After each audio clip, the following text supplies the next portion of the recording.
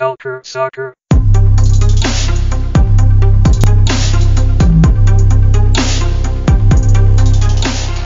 Bonjour tout le monde, nous revoilà pour un nouvel épisode de Culture Soccer, le podcast. Adi Raphaël à l'animation, rejoint par l'autre rédacteur en chef de Culture Soccer, Anthony De Varenne. Monsieur De Varenne, je pense que vous êtes très content. Oui, effectivement, Nashville est qualifié pour les séries. Il devient la 6e équipe d'expansion à réaliser cet exploit, donc je suis très content. Bah oui, c'est sûr, bien aidé par la tactique de l'entraîneur Smith où on défend puis on attaque quand on a la chance. Ça aide bien, non? Oui, exactement. Et toi, de ton côté, ça va bien? Est-ce que je dois vraiment répondre à cette question? Non, tout va bien, heureusement, tout va bien. Montréal a, pour la première fois depuis très longtemps, son destin en main. Et tu me l'as dit un peu plus tôt en off. C'est la première fois que depuis très longtemps que Montréal n'a pas besoin de voir ses adversaires. Il reste Montréal, s'ils gagnent les deux, ils sont qualifiés. Après, les calculs peuvent toujours être faits, ils peuvent ne pas gagner les deux et se qualifier, mais là, à ce moment-là, il faudra voir les résultats de ses adversaires. C'est quand même assez positif pour l'Impact de Montréal après une année extrêmement mouvementée. Monsieur De Varenne, ce qu'on va faire aujourd'hui, c'est très simple. On va faire ce qu'on a fait la semaine passée en faisant un tour de la conférence Est, en regardant les forces en place, les enjeux qui sont encore disponibles pour la plupart des équipes de l'Est, et aussi bien évidemment on va parler un peu aussi de ce qui se passe ailleurs au soccer nord-américain, parce qu'il y a plusieurs petites nouvelles qui sont en train de sortir au fur et à mesure, donc beaucoup de discussions à tous les échelons du soccer nord-américain. Donc on va aller rapidement faire un petit tour de l'actualité autour du soccer nord-américain. Donc, commençons en premier par cette conférence de l'Est. On s'entend en premier, Anthony, que le Supporter Shield va se jouer à l'Est. Ça va être très compliqué. En fait, c'est devenu presque impossible, mathématiquement impossible. C'est pas vraiment impossible, mais ça va être très difficile pour Seattle, Sporting Kansas City, ou les Timbers de Portland de rattraper les équipes de tête. En fait, pour Sporting Kansas City et les Timbers, ça va être quasi impossible avec juste 8 points d'écart. Donc, le Supporter Shield va se jouer entre l'Union de Philadelphie, Toronto FC et les Seattle Sounders, avec bien évidemment les Sounders avec déjà un retard de 9 points, ce qui est presque insurmontable. Est-ce que tu penses qu'il y a une chance encore de voir une équipe de l'Ouest remporter le Supporter Shield, ou c'est vraiment trop compliqué? Ouais, si on prend en compte que Seattle a 2 matchs de moins de jouer que Philadelphie et Toronto, c'est sûr que ça leur laisse une chance. Parce que s'ils gagnent tous leurs matchs, rendus à 21, ils vont être au même nombre de points que Toronto. Donc, c'est sûr qu'il faut qu'ils fassent un parcours sans faute. Il faut que Toronto ou Philadelphie se ratent à quelques reprises. Dans le fond, soit un nul ou une défaite là, dans leurs 2 prochains matchs, mais il y a toujours une mince chance pour Seattle. Reste à voir également s'ils vont avoir la chance de jouer tous leurs matchs, ou si il va y en avoir qui vont être cancellés. Donc, c'est sûr qu'à ce moment-là, ça va changer la donne avec les points par match et tout, parce que les points vont avoir plus d'importance. Donc, non, il y a encore des petites chances, dépendamment là, de qu'est-ce que les équipes vont faire. Mais c'est sûr que Philadelphie et à un niveau moindre, Toronto ont leur destin en main en ce moment quand même, là. Non, c'est sûr. Moi, je pense que c'est déjà les livres sont fermés pour l'Ouest, en tout cas, parce que quand tu y penses, oui, Seattle a encore 3 matchs à jouer, donc disons qu'ils remportent les 3, ça fait 9 points. Ils deviennent à égalité avec l'Union de Philadelphie, donc faudra que Philadelphie perde ces deux matchs directement, et en plus, faudra qu'à ce moment-là, la différence de but est quand même assez proche. Les victoires seront égales. C'est encore possible, mais quand même très improbable que Seattle puisse remporter 3 matchs directement et que Philadelphie perde ces 2 matchs, sachant que Philadelphie, les 2 matchs qu'ils jouent vont se disputer contre Columbus et contre New England. Columbus, on le sait, ça va un peu moins bien dernièrement, et New England, c'est pas non plus la force de frappe numéro 1 de l'Est. Donc bref, je serais très très surpris, sachant que Philadelphie pourrait à ce moment-là remporter le premier Supporter Shield de son histoire, parce que oui, le Supporter Shield a été remis en place, comme on l'avait dit la semaine passée, une décision qui était un peu controversée. Les supporters avaient décidé de ne pas attribuer ce trophée-là. Finalement, ils sont revenus sur la décision et puis il sera attribué ce Supporter Shield-là. Après, il y a beaucoup de sceptiques par rapport à cette décision. Il y a beaucoup de personnes qui pensent que ça devrait pas. Et bon, chacun a son propre opinion là-dessus. Mais là, c'est sûr que la grosse bataille va se faire entre Philadelphie et Toronto pour ce trophée-là.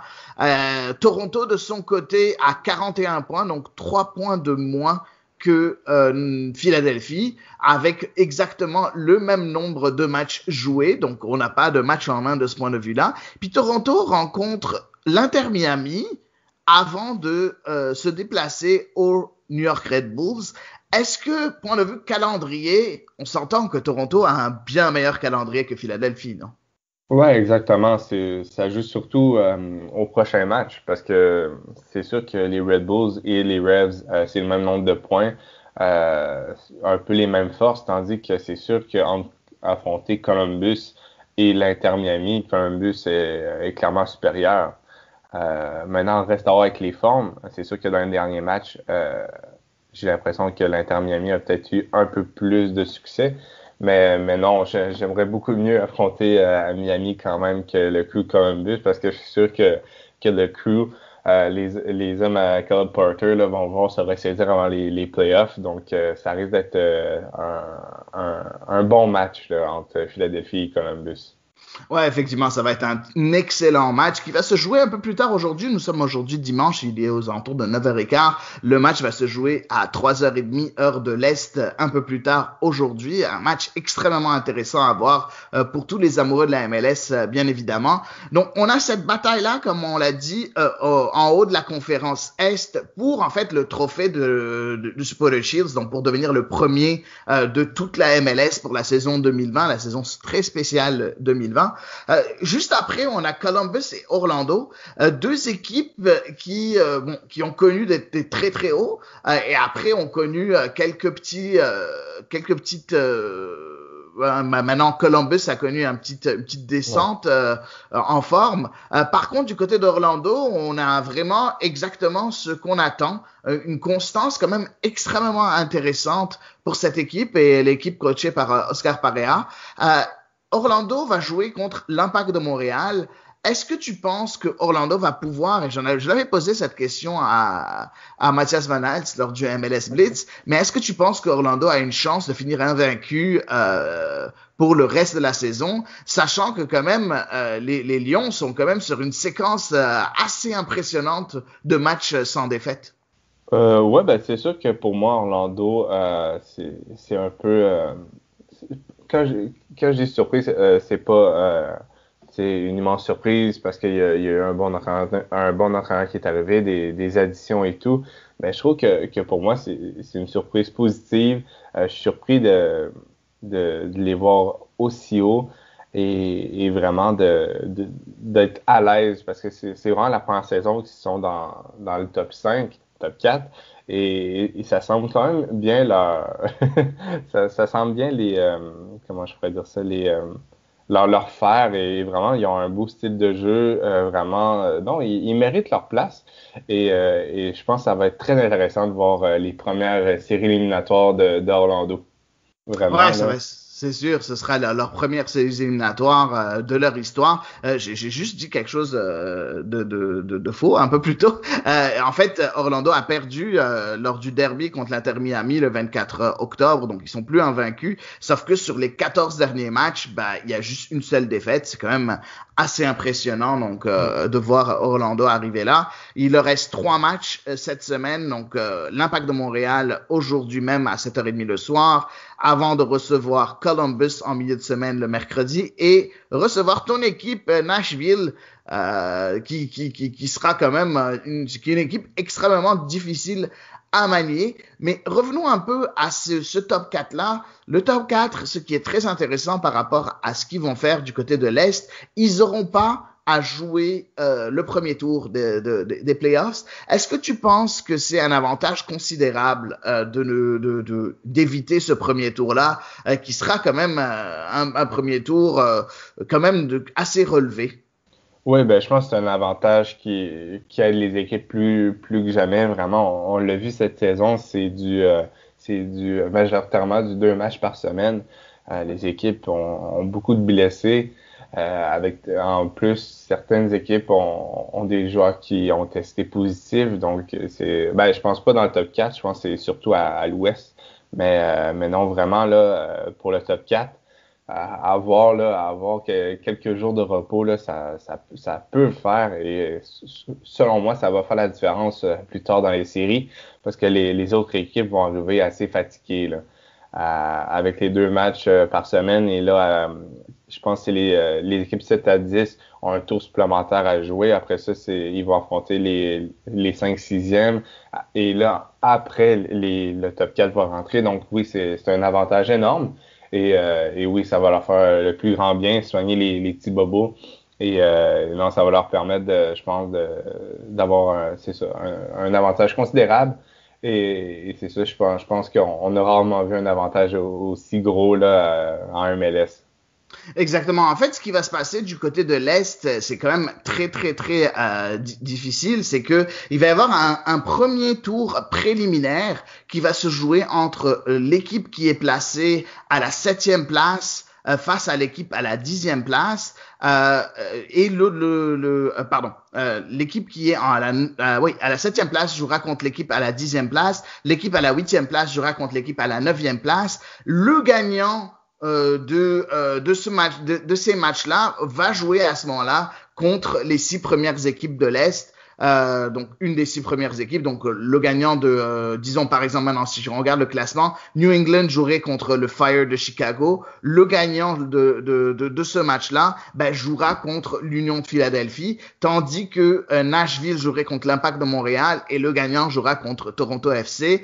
Ce serait drôle que pour les premiers playoffs de l'histoire de Nashville, tu te retrouves en tour préliminaire contre Montréal, non? Oui, ça serait très drôle, et je pense qu'on passera à travers si on se fie au match de cette semaine. Donc, mais oui, ça serait vraiment bien que ça arrive. Vraiment, j'ai aimé affronter l'équipe de ma ville et je dis ça et ça aurait pu finir en match nul, une défaite vraiment, peu importe. J'ai vraiment aimé l'expérience. C'est sûr que ça aurait été encore mieux au stade, mais on en profite de toutes les manières. Exactement, exactement. En tout cas, moi, j'ai hâte à ce que Montréal prenne sa revanche contre vous, mais c'est sûr que l'Impact de Montréal s'est incliné face à Nashville dernièrement. Un match qui passera pas aux annales, il faut dire, pas très enlevant comme match, mais n'empêche une belle victoire pour Nashville SC face à l'Impact de Montréal. Passons à ces places-là, les places qui on va dire qu'ils comptent pas. C'est pas vraiment qu'ils comptent pas, mais c'est des places qui vont être intéressantes parce que la 5e et la 6e place feront en sorte que eux aussi joueront pas ce tour préliminaire des playoffs, mais par contre, ils auront pas l'avantage du terrain lors du premier tour des playoffs juste après. C'est quand même une position confortable pour un tout petit bout. Et jusqu'à maintenant, c'est New York City FC et les New York Red Bulls qui sont là. New York City FC pourrait passer devant Orlando si jamais Orlando fait des faux pas dernièrement et que New York n'en fait pas lui. Mais c'est quand même difficile de voir ces deux équipes-là passer devant dans ce top 4. Est-ce que tu penses que New York City FC ou les New York Red Bulls ont ce qu'il faut pour passer devant Orlando? Mais si j'avais à dire une équipe, moi j'irais avec les Red Bulls parce que même si c'est pas la même équipe que les dernières années, ils n'ont pas le même genre de joueur clé, mais vraiment là, ils ont pas vécu de défaite dans les 5 derniers matchs.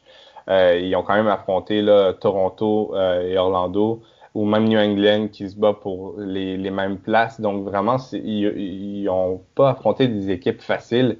Et non, c'est ça. Donc vraiment, moi, je dirais les Red Bulls, mais ça serait assez difficile, là. Même je pense que c'est ça. Il faudrait que Orlando perde tous ses points, mais non, vraiment.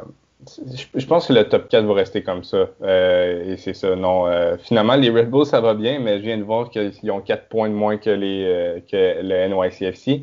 Mais donc. Ouais, ça va être très compliqué, surtout Ouais. que le prochain match, c'est New York City FC, New York Red Bulls, ce soir vers 7 h. Donc le gros derby de New York entre les deux équipes qui va compter pour beaucoup parce que si New York City FC s'impose, c'est fini. En premier, il s'assure d'être devant les Red Bulls. En deuxième, il se rapproche de Columbus, considérant, on ne saura pas exactement ce que Columbus aura fait contre Philadelphie. Et en dernier, les Red Bulls, ils seront à ce moment-là presque sûrs de finir à cette place-là parce que derrière eux, c'est possible, non, en fait, même pas, parce que c'est possible que les Red Bulls se fassent rattraper après coup par le Revolution qui a le même nombre de points qu'eux et Nashville qui a le même nombre de points qu'eux. Donc, ce match-là pour les Red Bulls aujourd'hui contre leur rival de toujours, les New York City FC, est tellement important pour la suite de la saison et pour savoir où est-ce qu'ils seront placés lors des playoffs 2020. Ça va être extrêmement excitant. N'oublions pas aussi que les Red Bulls, pour leur dernier match de la saison, ce sera pas simple parce qu'ils jouent aussi contre Toronto. Donc, ils ont 2 matchs très, très, très compliqués, les New York Red Bulls.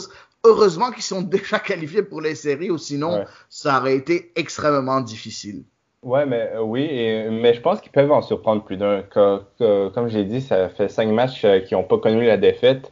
Ils s'en vont affronter un NYCFC quand même bon, oui, mais vraiment, selon moi, en ce moment, les Red Bulls pourraient avoir l'avantage. Et après ça, ils vont affronter un Toronto FC qui est pas dans sa meilleure forme actuellement. Donc vraiment, ça va être une fin de saison assez impressionnante pour les Red Bulls. Quand même 2 gros matchs, mais il pourrait y avoir des surprises là. Faut pas les compter battus dans ces 2 matchs-là. Donc vraiment, non, les Red Bulls, là, j'étais zéro impressionné là, en début de saison. Et là, je commence à m'y faire, on pourrait dire. Ouais, c'est sûr, c'est sûr, c'est sûr. Écoute, ce qui est le plus intéressant du côté de la conférence Est, bon, c'est très bien, on a le côté des Supporters Shield, qui est vraiment un trophée qui va être, qui est quand même un trophée, mais qui sera un peu entaché de toute cette pandémie à cause de toute l'histoire qu'il y a eu derrière. Il y a encore aussi pour savoir qui aura l'avantage du terrain lors du premier tour des playoffs après le tour préliminaire. Bon, tout ça, c'est très intéressant, mais le côté le plus intéressant de ces 2 dernières journées, en fait, 2 ou 3, dépendamment des équipes, dernière journée de la MLS, ça va être la place et la lutte pour les 2 dernières places aux playoffs dans l'Est. On peut le dire dès maintenant, en date d'aujourd'hui, à 9h30, le 1er novembre, il n'y a aucune des 6 équipes restantes qui n'est officiellement éliminée encore.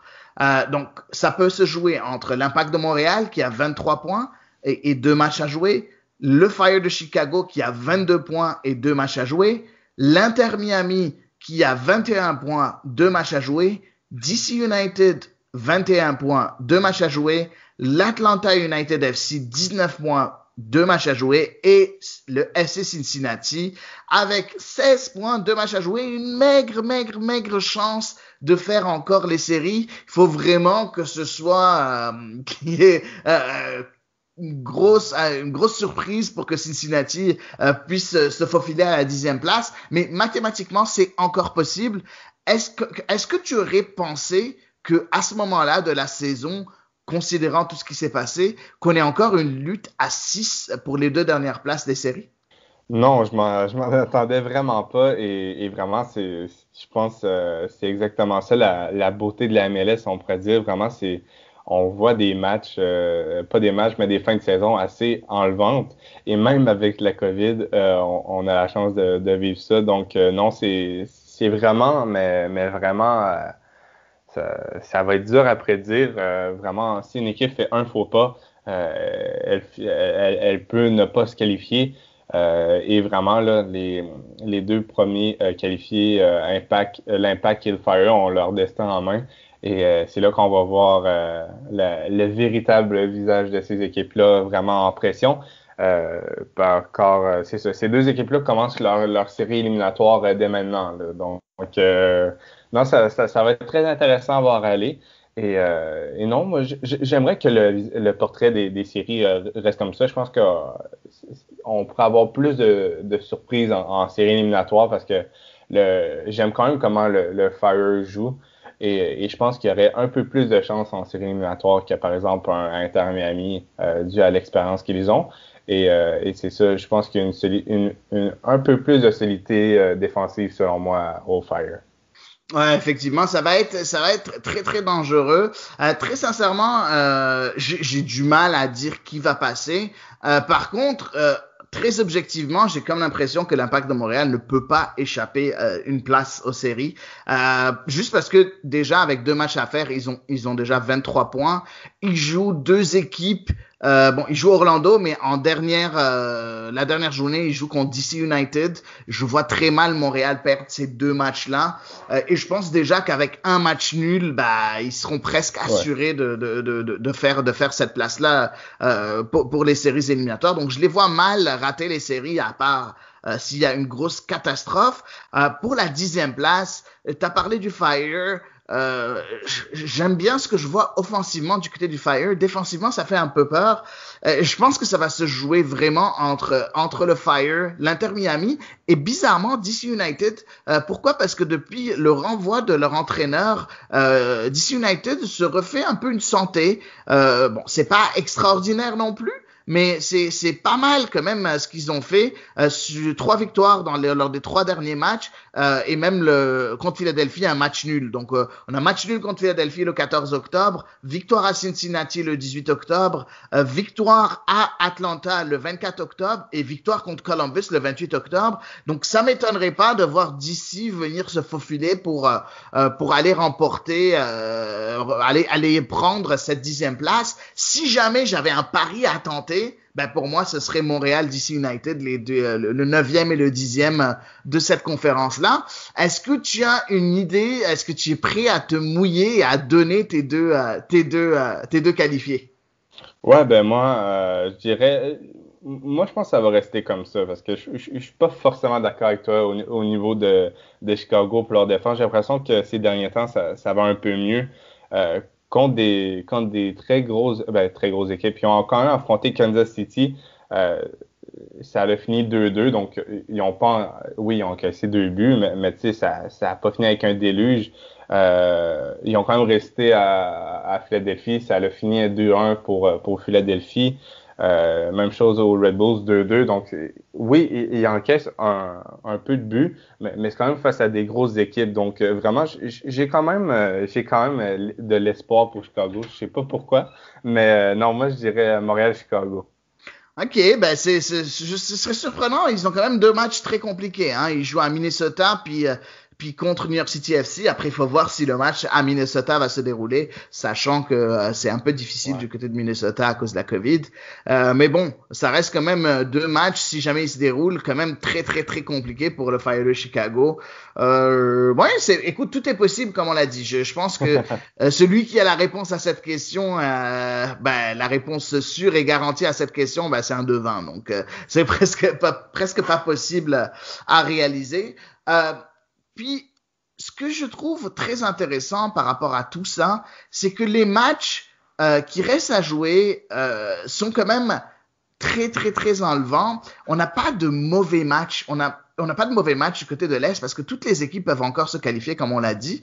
Et je trouve que malgré le fait qu'il n'y ait pas de supporters, on a comme l'impression que on sent la grosse tension autour de ces matchs-là. On sent l'adrénaline monter. On sent que les joueurs sont investis. Est-ce que tu penses que le fait qu'il y ait pas de supporters et ainsi de suite diminue l'intensité de ces matchs-là? Ou est-ce que tu penses qu'en fait non, les joueurs, tu sens autant d'engagement chez chacun de ces joueurs-là?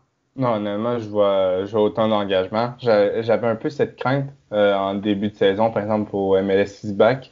ou du moins en milieu de saison, tu sais, quand on pourrait dire euh, que l'excitement du début de saison est terminé, mais non, tout se passe très bien. Et donc oui, non, ça se passe bien. Les joueurs sont autant dans le match qu'avec les supporters. Et vraiment, qu'est-ce que j'aime de cette fin de saison? C'est que oui, le FC Cincinnati, on s'entend qu'ils ont pratiquement plus rien à jouer parce que c'est pratiquement impossible, mais c'est eux qui ont le plus beau calendrier parce qu'ils peuvent jouer les troubles fêtes. Ils affrontent Atlanta et l'Inter Miami dans leurs 2 derniers matchs. Donc, vraiment, là, le FC Cincinnati peut, de un, bien terminer sa saison pour donner de l'espoir aux supporters pour 2021 et ils peuvent terminer la saison là, de leurs 2 amis du Sud. Donc, vraiment, de tous les côtés à l'Est, la fin de saison va être en vente, même dans le fond du classement. Donc, vraiment, non. On dirait pratiquement que c'est scripté, là. Ça va être une belle fin de saison. Ouais, effectivement, ça va être une très très belle fin de saison. On va parler un peu de l'actualité qu'on voit un peu autour du soccer nord-américain avec cette finale de USL Championship entre Tampa Bay et Phoenix qui a été annulée complètement. Est-ce que tu peux nous présenter un peu ce qui s'est passé du côté de l'USL Championship et nous donner ton avis sur cette décision assez folle de la part de l'USL en fait. Donc parle-nous un peu de ce qui s'est passé. Oui, bien sûr. Ben, je vais commencer les événements en premier en parlant de USL League One. Parce que c'est vraiment là qu'on pourrait dire les choses ont commencé à tourner au vinaigre pour la USL. Le 29 octobre dernier, la finale de USL League One a été cancellée, donc annulée, car des joueurs de Omaha avaient le coronavirus, le COVID-19. Et donc, c'est Greenville qui avait eu le plus de points dans la saison régulière, qui a été nommé champion. Et donc, et un jour après, on se rend compte que du côté de Tampa Bay, il commence à avoir des cas de COVID-19. Donc, on se demandait si la finale n'allait pas être reportée ou tout simplement annulée.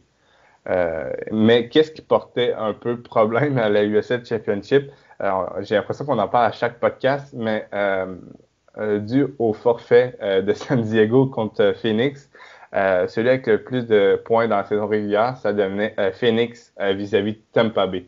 Donc finalement, la USL a décidé d'annuler la finale pour des raisons de santé. Mais contrairement à la USL League One, ils ont décidé de ne pas donner de trophée cette année. Donc, selon moi, je pense que peut-être que la conclusion de la saison aurait été différente là, s'il n'y avait pas eu de problème, là, on pourrait dire, extra-sportif. Mais non, donc c'est assez intéressant de voir l'avis de la USL sur le sujet. En Division 3, c'est celui avec le plus de points qui a gagné. Et en Division 2, puisque peut-être les points avaient été mal gagnés, il n'y a pas de gagnant. Donc, c'est intéressant à voir.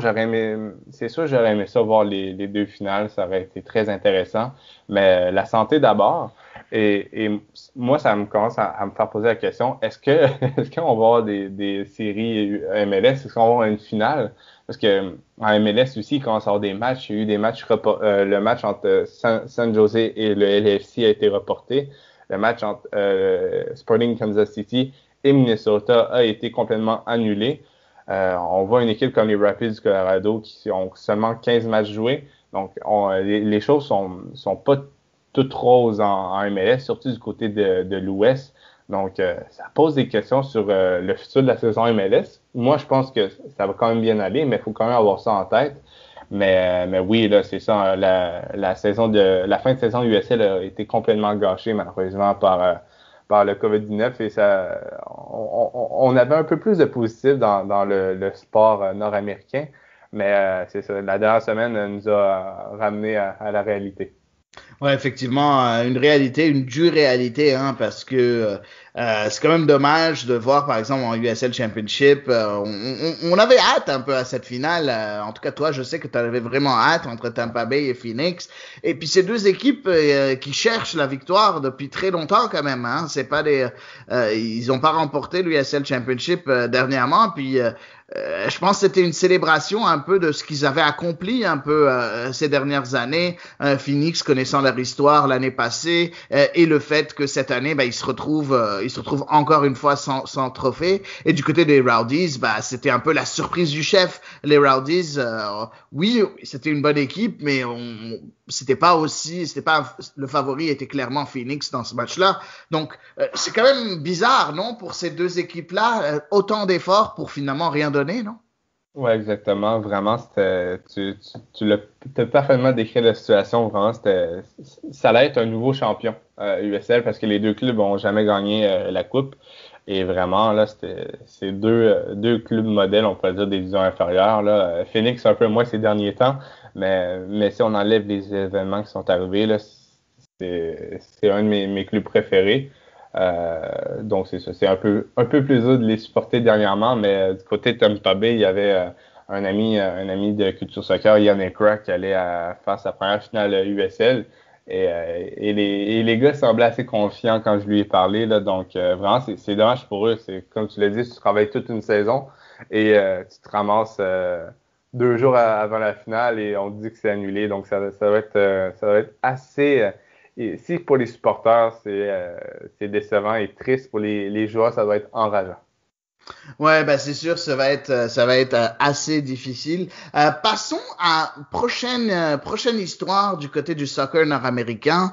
L'ANISA qui a annoncé être en pourparlers déjà avec beIN Sports pour les droits TV de la saison 2021. Malgré toute la pandémie, l'ANISA commence à continue à tirer son épingle du jeu et à trouver des moyens de continuer à gagner en visibilité. C'est sûr qu'avec beIN Sport, c'était un peu compliqué parce que c'était sur beIN Sport Extra, puis c'était assez difficile d'aller voir les matchs sur beIN Sport Extra, mais n'empêche, le fait d'avoir une entente avec beIN Sport, ça veut dire de l'argent qui rentre dans la banque, et de l'argent qui rentre dans la banque, ça fait en sorte que Nissa devient, sera capable d'être, si ce n'est plus compétitif, au moins aussi compétitif que cette année. Est-ce que pour toi c'est une bonne nouvelle de voir ce genre de choses, des pourparlers entre la Nissa et beIN Sports? Oui, c'est sûr. En plus, c'est une chaîne qu'on pourrait dire partout dans le monde. Donc, si jamais l'ANISA, ça va bien là, dans les prochaines années, c'est sûr qu'il y a moyen de créer de la visibilité partout dans le monde. Donc, ça, déjà là, c'est quelque chose qu'on pourrait dire, si on le compare à la USL League One, qui est un peu l'autre division 3, c'est quelque chose que la USL League One n'avait pas fait, qui se concentre plus sur le marché américain. Mais non, je trouve vraiment que la NISA fait bien les choses en ce moment. On parle de beIN. La finale s'est jouée sur beIN cette année. On voit que le partenariat commençait à bien on pourrait dire, à bien se développer. Je pense que pour 2021, ça va être qu'une formalité. Je pense que c'est vraiment bien pour Anissa. Les dirigeants de l'Anissa, vraiment, ils font pas un sans faute parce que les débuts ont été assez tumultueux. Mais dernièrement, j'aime qu'est-ce que je vois de l'Anissa. Ils donnent leur chance, ils donnent des chances à des clubs des divisions amateurs ou semi-pro. Et après ça, de leur côté, ils rendent les choses encore plus professionnelles. Donc, non, vraiment, la NISA, là, c'est une belle ligue qui se développe aux États-Unis. Vraiment, chapeau à eux. Ouais, effectivement. Il y a oui aussi d'autres mouvements parce qu'on en avait parlé la semaine passée. Il y avait la fin du mercato en MLS, donc on revient un peu en MLS. On a quelques petites nouvelles aussi à vous partager. La fin du mercato en MLS a été très calme. Par contre, il y a quelques petits trucs qui sont arrivés qui peuvent être, qui je pense sont très intéressants à souligner. En premier. le Real Salt Lake a décidé de vraiment résilier le contrat de notre ami Sam Johnson. Est-ce que tu es surpris, mon cher, mon cher Anthony? On sait que Sam Johnson, ça allait pas vraiment très très bien. Son contrat a été officiellement terminé hier même, donc le 31 octobre. Est-ce que tu es surpris? Ben, surpris. C'est sûr, c'est toujours surprenant de voir un joueur se faire terminer son contrat 2 matchs avant les, les séries, surtout quand le Real Salt Lake se bat actuellement là, pour justement les séries. Sont à 2 points des séries avec un match de moins joué que Vancouver. Mais non, c'est sûr, ça allait pas très bien pour Sam Johnston. Sa première saison avait été correcte, mais là, il avait un seul but cette saison. Donc, je pense que le Real Salt Lake préférait se baser sur d'autres joueurs. Et il y a peut-être un contexte personnel aussi. Il jouait en Norvège avant, donc peut-être que sa famille ne l'a pas suivi à Salt Lake City. Donc, c'est plein de petites choses comme ça, peut-être qui ont fait que malheureusement là, ça allait pas très bien entre les deux parties. Donc non, vraiment, ça m'a surpris de voir ça, mais j'ai pas été choqué. Bah, très sincèrement, moi, j'ai pas été choqué du tout non plus. Quand tu y penses que c'était un joueur désigné, puis il avait pas ni les stats, ni la carrure, ni les performances attendues d'un joueur désigné. En tout cas, il devait coûter vraiment beaucoup d'argent. Puis je pense que c'est une bonne décision pour tous les deux, sachant que Real Salt Lake se départit d'un joueur qui n'était pas si excellent que ça en tant que joueur désigné. Et d'un autre côté, c'est sûr que Sam Johnson peut-être aussi avait pour des raisons personnelles préféré quitter le navire. L'international libérien, à ce moment-là, va devoir se trouver un autre club à un moment donné pour continuer sa carrière. La deuxième chose qui est extrêmement intéressante, c'est en fait Minnesota United qui, lors du dernier jour du mercato, va signer 3 joueurs en provenance de Reno 1868, 3 joueurs qui viennent directement de Reno. C'est assez surprenant pour plusieurs raisons. En premier, le fait de se départir de 3 joueurs du côté de Reno, sachant que oui, c'est vrai que la saison de USL est terminée, mais n'empêche, 3 joueurs, c'est quand même beaucoup. Donc, on a Sam Gleadle, Foster Langsdorff et Kevin Partida. Mais d'un autre côté, ce qui est encore plus surprenant, c'est que le Reno 1868, d'habitude, n'est pas la réserve de Minnesota United, mais plutôt celle, si je me trompe pas, de San Jose, des Earthquakes. Donc, est-ce que tu as été surpris par ces mouvements-là? Et aussi, parle-nous un peu de ces 3 joueurs-là. Est-ce que c'est des joueurs qui vont pouvoir apporter un plus à Minnesota United? Ouais, ben c'est sûr qu'on l'avait vu la saison passée, durant la saison morte, que Minnesota avait quand même les yeux rivés en USL avec la signature de James Musa. Et vraiment, je pense que ces 3 joueurs-là, je les voyais potentiellement être en MLS prochainement, mais jamais du côté de Minnesota. Moi, j'étais sûr que San Jose allait les signer prochainement. Quelqu'un comme Kevin Partida a déjà vu de la MLS avec San Jose, justement, et vraiment a accumulé le temps de jeu sans arrêt avec Reno. Là, il a quand même 25 ans, donc il y a une certaine marge on pourrait dire, de développement encore. Et si Minnesota lui laisse un peu de temps, là, je pense que ça peut quand même bien réussir. Du côté de Sam Gleadle, c'est selon moi le meilleur défenseur gauche de l'USL. Il est arrivé en 2018, donc il finissait sa 3e saison de USL et ça allait très bien. Donc je pense que ça va rajouter de la profondeur en défense pour Minnesota, qu'on a vu qu'il y avait eu quelques blessés dernièrement. Et du côté de Foster Langsdorff, j'ai adoré ce que j'avais vu de lui la saison passée avec les Timbers 2. Et cette saison, avec Reno, il a tout arraché, vraiment 10 buts et 2 passes décisives en 16 matchs.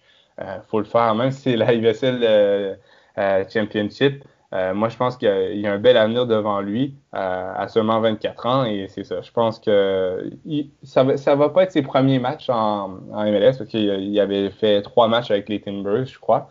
Mais non, vraiment, ça vient rajouter de la profondeur du côté offensif pour Minnesota, mais c'est ça. Je pense pas qu'ils vont avoir un impact en fin de saison parce qu'il faut quand même les laisser s'adapter à leur nouveau club. Oui, il y a deux de ces joueurs-là qui ont déjà joué en MLS, mais ils ont peut-être 10 matchs aux deux. Donc, ouais, c'est parti en environ 6, Langsdorff 3 ou 4. Donc, vraiment, non, c'est intéressant de voir ça. Mais je pense que des transactions comme ça, on va en voir un peu plus souvent en MLS parce que le niveau de la USL Championship se développe grandement. Je pense que avant la saison dernière, il y avait peut-être eu un total de 10-15 joueurs de signés au total si on enlève les réserves. Et là, je pense que depuis la saison morte passée, là, il y en a eu déjà 6 à 8 de signatures. Donc, on voit vraiment que la MLS commence à se pencher sur la USL. Et non, c'est vraiment... J'ai adoré voir cette transaction-là. C'était un beau moment. Et surtout pour Reno, de voir 3 joueurs à la fois partir, on voit qu'ils ont de la qualité. Et je pense que Reno va être capable de se rebâtir là, parce qu'ils ont quand même perdu 3 joueurs clés. Mais Reno, c'est une, c'est une usine à rebâtissement. Si jamais vous avez vous avez besoin de rénovation, appelez Reno 1868, ils vont pouvoir vous aider avec votre maison. Là. Ça, il n'y a pas de problème. Ben, pour ceux qui nous écoutent et qui ne connaissent pas un peu ce qui se passe ici au Québec, on a une compagnie qui commence par le même nom, donc Reno, pour la rénovation. Donc, beau jeu de mots pour mon cher Anthony. Deux autres aussi nouvelles du côté de la MLS, et je pense que c'est important de les mentionner. En premier, finalement, le LA Galaxy a finalement pris la décision de se séparer de son entraîneur, Guillermo Barros Schelotto. On s'entend que Guillermo Barros Schelotto, depuis qu'il est arrivé en MLS, ça n'a pas eu le meilleur impact. Quand il a signé en MLS, c'était supposé être la grosse signature. C'était quand même un entraîneur qui avait, déjà, en tant qu'il était joueur, il avait réussi à se qualifier, à jouer avec Columbus. Ça a été un excellent joueur avec Columbus. Mais aussi, en tant qu'entraîneur, il a fait de très, très bonnes choses à Boca Juniors, arrivant jusqu'en finale la Copa Libertadores. Quand même de gros résultats. Mais arrivé du côté de LA Galaxy, c'était très très compliqué pour Barros Schelotto. Pourtant, il a toujours eu de bons joueurs sous la main, mais il n'a jamais réussi à vraiment imposer sa patte. Il quitte après 59 matchs entraînés pour le Galaxy, 24 victoires, 6 matchs nuls et 29 défaites. Est-ce que tu penses que la décision est logique de voir Guillermo Barros Schelotto mis à la porte? Ouais, ben on avait quand même parlé longuement la semaine passée. On le disait qu'on n'allait pas être surpris si ça arrivait. Le Galaxy n'a pas amélioré ses performances entre-temps, donc non, vraiment, je suis pas surpris. Et oui, je pense que c'était quand même la bonne chose à faire. Ça laisse plus de temps au club de se trouver un remplaçant. Là, ça va être ça la plus grosse question. Ils vont aller chercher qui au niveau du remplacement. Moi, je pense que ça prend quelqu'un qui revienne aux bases du Galaxy à l'époque où est-ce que le Galaxy était aussi performant. Donc, moi, j'adorerais voir un ancien du club venir entraîner. Vraiment, London Donovan aurait été l'exemple parfait avec des expériences en coaching et tout, mais puisqu'il est président de San Diego, je pense pas qu'il va laisser partir le tout, mais je pense que ça aurait été un très bon, désolé de l'anglicisme, un très bon fit. J'aurais aimé ça, voir ça. Mais c'est ça, dans ce type-là, là, un ancien du club, ça serait parfait pour moi pour remettre les choses en place. On en avait parlé en fait la semaine passée, comme quoi un des joueurs qui est les rumeurs tournent autour de Robbie Keane qui pourrait venir avoir une expérience ici. Très sincèrement, je préférais un ancien joueur, sauf que qui a quand même de l'expérience en tant qu'entraîneur. Ouais. Moi personnellement, après ramener un ancien joueur pour ramener un ancien joueur. c'est très bien, mais je préfère un entraîneur qui sait c'est quoi, qui connaît le club, mais aussi qui sait comment s'entraîner et comment entraîner. Et c'est ça le plus important. Et surtout, il faut qu'il y ait un entraîneur qui sait que pour gagner des matchs, il faut quand même une défense. Ce que le LA Galaxy a beaucoup de mal à comprendre de ce point de vue-là. Et la deuxième nouvelle, on va pas trop tarder sur le sujet vu qu'on en a parlé longuement la semaine passée, mais vous voulez juste vous mettre au courant qu'effectivement c'est fait. Schelotto n'est plus l'entraîneur du LA Galaxy. Du côté de la MLS aussi, on a pris une décision assez bizarre en annulant le trophée de Rookie of the Year, donc pour la recrue de l'année, pas la recrue, mais la recrue de la Super Draft de l'année. Elle a été remplacée par le jeune joueur de l'année. Comment tu as trouvé cette décision? Est-ce que pour toi, mon cher Anthony, c'est un désaveu envers la Super Draft? Ben, en quelque sorte, c'est sûr que quand la nouvelle est sortie, l'expert du college soccer, Florian, était assez, on pourrait dire, fâché. Mais je comprends un peu pourquoi la MLS fait le geste, parce que maintenant, les académies prennent beaucoup plus de place et selon moi, il n'y avait peut-être pas le trophée pour récompenser les premières années des académiciens. Des homegrown players. Donc, c'est sûr, ça fait que les homegrown players et les rookies du college soccer vont s'affronter dans la même catégorie. Et j'aime quand même ça récompense quand même la première saison d'un joueur. Donc, ça ne veut pas dire que ça ne sera plus jamais quelqu'un du college soccer. Je pense que encore une fois, souvent les joueurs du college soccer arrivent un peu plus matures. Parce qu'ils n'ont pas 16-17 ans. Donc, c'est sûr que moi, je pense que ça peut quand même rester avec le même genre de gagnant. Mais non, ça va être intéressant à voir aller. Mais on voit quand même aussi le petit désaveu là, envers le college soccer. Là. il y a eu un petit coup donné au college soccer, c'est sûr. Mais en même temps, là, je pense que la MLS veut promouvoir ses académies aussi. Donc, je comprends le geste, mais je comprends aussi que certains peuvent être un peu dégoûtés de la décision. Ouais, ben je pense que la MLS, bon, c'est sûr que ça va être difficile pour un joueur du college soccer d'être nommé meilleur jeune de l'année parce que pour être qualifié de meilleur jeune, il doit avoir moins de 22 ans. Puis on sait que beaucoup de joueurs de college soccer qui arrivent en MLS, qui sont pris par la Super Draft, ont déjà 22, 23 ans. Donc c'est quand même assez compliqué que ça arrive. Par contre, ce qui est quand même intéressant de ce point de vue-là, c'est que ce que moi j'aurais aimé voir du côté de la MLS, c'est qu'ils gardent ce trophée de meilleur joueur de la Super Draft ou bien le Rookie of the Year, mais qu'ils ajoutent aussi le jeune joueur de l'année en mettant le joueur de moins de 21, 22 ans et ainsi de suite. Ça va être quand même assez... je trouve que c'est un gros désaveu envers la Super Draft, sachant qu'il y a quand même de bons joueurs de la Super Draft qui sont encore en train d'être sortis. On voit par exemple Daryl Dike du côté d'Orlando qui est en train de tout casser dernièrement. On a vu des joueurs comme Alistair Johnston du côté de Nashville qui se débrouille très très bien. Il y a beaucoup de joueurs de la Super Draft qui méritent d'être mis en avant parce qu'ils sont en train de très très bien performer et d'être extrêmement bons. On peut parler aussi de Henry Kessler, bien évidemment, du Revolution de la Nouvelle-Angleterre. Ouais. Donc pour moi, j'aurais bien aimé avoir 2 trophées, donc ajouter un trophée pour le meilleur jeune de l'année, mais aussi garder ce côté Rookie of the Year, de là à le renommer Best Super Draft Player ou quelque chose comme ça. Je pense que ça aurait été la décision la plus logique et la plus adéquate dans ce cas-là, non? Ouais, surtout, oui, je suis d'accord avec toi, et surtout quand on voit les nominés pour cette année pour le AT&T Young Player of the Year.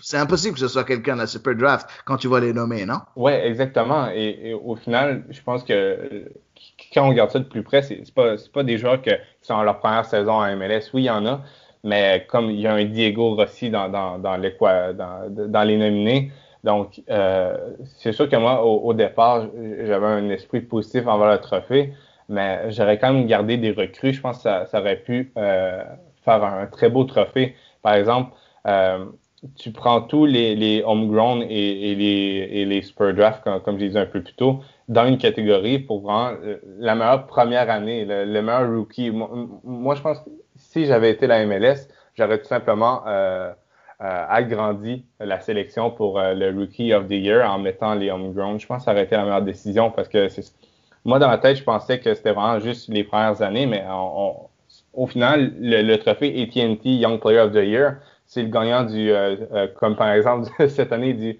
22 Under 22. Pourquoi ce serait pas Brandon Aronson qui gagne? Il a été nommé le meilleur joueur de moins de 22 ans. C'est sûr qu'il va gagner le trophée. Il y a pas de vraiment, ça serait pas crédible s'il ne gagne pas parce que la MLS l'a nommé le meilleur joueur de 22 ans. Donc, il n'y a pas le choix de gagner le trophée. Sinon, ça veut dire que l'équipe médiatique de la MLS n'est pas crédible.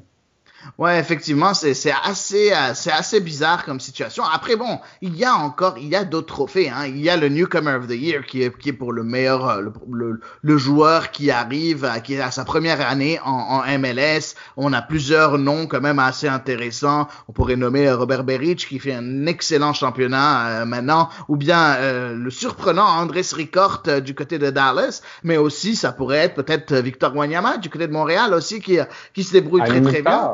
Ou bien Hany Mukhtar, mais sauf qu'il n'a pas assez joué, je trouve, Hany Mukhtar. C'est ça le problème, non? Tu trouves qu'il a assez joué pour avoir le trophée? Je pense qu'il a quand même joué 14 matchs, mais il a peut-être pas assez produit.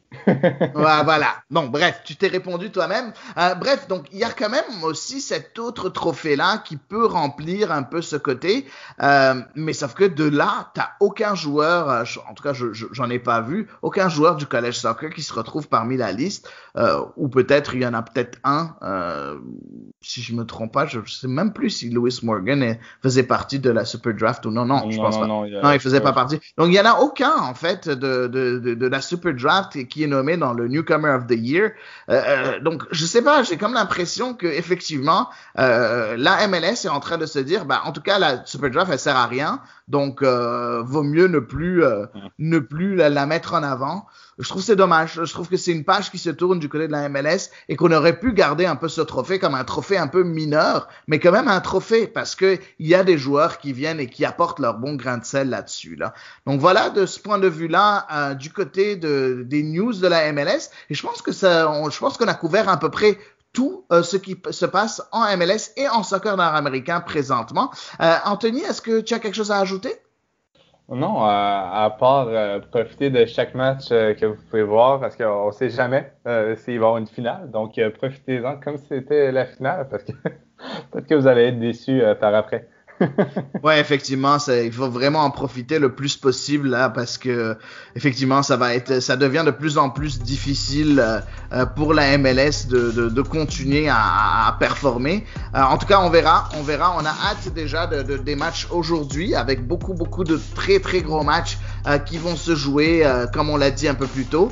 Et nous de notre côté, on va vous laisser et on sera là de nouveau la semaine prochaine pour un nouvel épisode de Culture Soccer.